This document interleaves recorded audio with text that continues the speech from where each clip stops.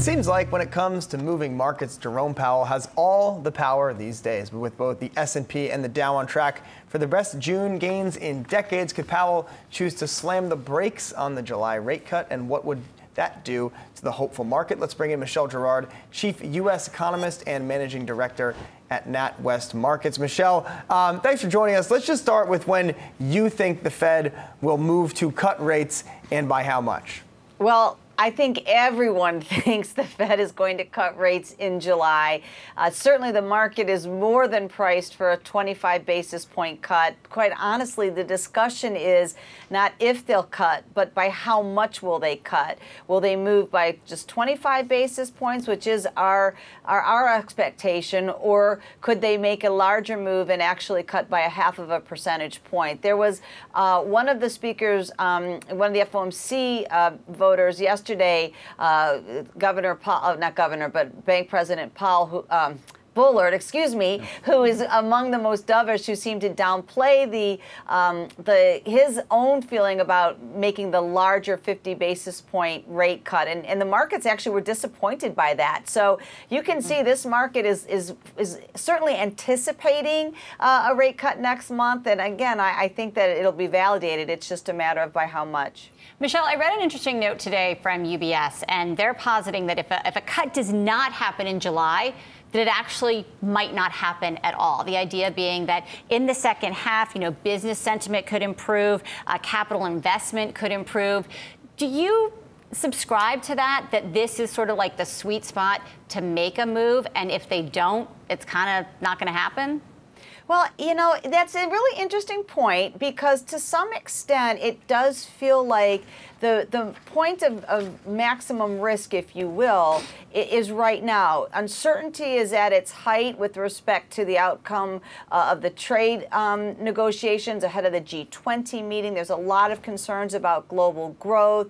If we get good news on trade, and if some of the uncertainty wanes, the economy arguably could do better in the second half of the year. But that's a big if. And I think also some of the expectations that people have for the economy to do better in the second part of the year is based on the action that the Federal Reserve will be taking to provide more accommodation, to give the economy some insurance. And if we don't have that, if the Fed were not to cut now, and we saw financial conditions tighten, if the markets sold off in disappointment, then I think your outlook for the second half of the year would be called into question. And so in that case, I'm not sure that if they didn't act now, they wouldn't ultimately have to take action later in the year.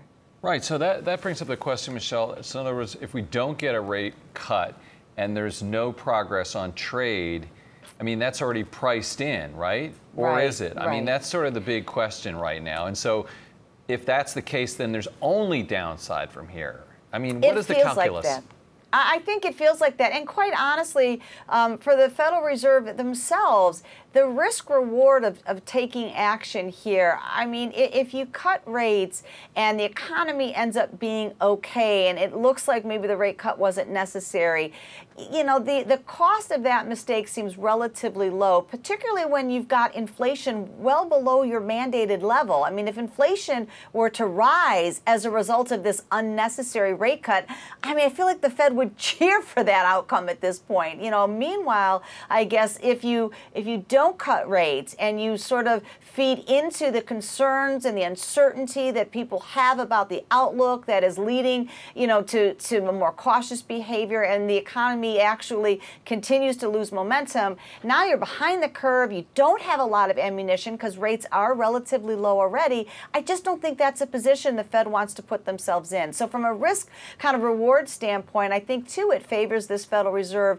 acting sooner rather than later. And then, Michelle, just quickly on the G20 later this week, I think it's really hard at this point to get a good read on what might happen. Exactly what the president wants certainly does not seem exactly clear at this point. But just in terms of trying to get where you're looking at the economy, do you expect to be making any changes Is there any outcome, I guess I should say, that would make you change your base case from this upcoming weekend? No, I mean, I think that's a really good point. In a way, even if they were to come out with an agreement, we've seen with the president, we had an agreement with Mexico and Canada, and yet the president was willing, at the time we were trying to pass that in Congress, to threaten tariffs on Mexico. Even if there is an agreement, the threat that tariffs could come back into play as an enforcement mechanism, I think is going to keep everyone a little bit cautious. No question an agreement would lead to a relief trade, but as we settle back in, I'm not sure that I would be changing any of my forecasts, because I do think uncertainty will sort of continue to linger.